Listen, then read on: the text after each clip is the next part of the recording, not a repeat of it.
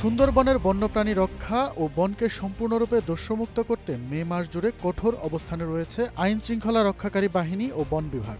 মাত্র এক সপ্তাহের ব্যবধানে সুন্দরবনের পৃথক দুটি এলাকায় অভিযান চালিয়ে একদিকে যেমন বিপুল পরিমাণ হরিণ শিকার করার ফাঁদ জব্দ করা হয়েছে, তেমনি কোস্টগার্ডের তীব্র বন্দুকযুদ্ধ শেষে উদ্ধার হয়েছে বিপুল পরিমাণ অস্ত্র ও গোলাবারুদ সহ কুখ্যাত ডাকাত বাহিনীর ৩ সদস্য। ১৫ মে সকালে কোস্টগার্ডের পক্ষ থেকে সুন্দরবনে বড় ধরনের দস্যু দমনের খবর জানানো হয়। গত ১৩ মে শুরু হওয়া অপারেশন ম্যানগ্রোভ শিল্ডের অধীনে মংলা বেইস ও কোকিলমণি স্টেশন শরণখোলার শেলা নদীতে ২ দিনব্যাপী বিশেষ অভিযান চালানো হয়।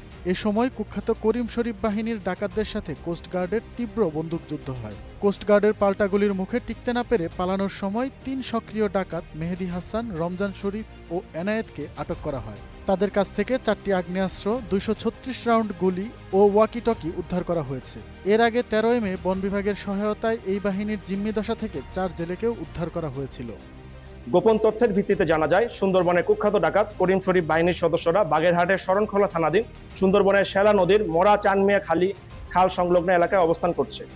প্রাপ্ত তথ্যের ভিত্তিতে গত ১৩ মে ২০২৬ বুধবার বিকেল ৫টা থেকে ২ দিন ব্যাপী কোস্টগার্ড বেস মংলা এবং স্টেশন কোকিলমণি কর্তৃক উক্ত এলাকায় বিশেষ অভিযান পরিচালনা করা হয়।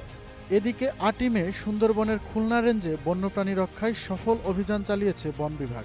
বন টহল ফাঁড়ির ভারপ্রাপ্ত কর্মকর্তা মোহাম্মদ শাকিব তালুকদারের নেতৃত্বে মুছিরখাল এলাকা থেকে ৯০০ ফুট দীর্ঘ হরিণ ধরার ফাঁদ, একটি নৌকা এবং অবৈধ ভেসাল জাল জব্দ করা হয়। তবে বন বিভাগের উপস্থিতি টের পেয়ে চোরা শিকারীরা গহীন বনে পালিয়ে যায়। এ ঘটনায় বন্যপ্রাণী নিধন আইনে মামলা করা হয়েছে বলে জানান রেঞ্জ কর্মকর্তা মোহাম্মদ শরীফুল ইসলাম।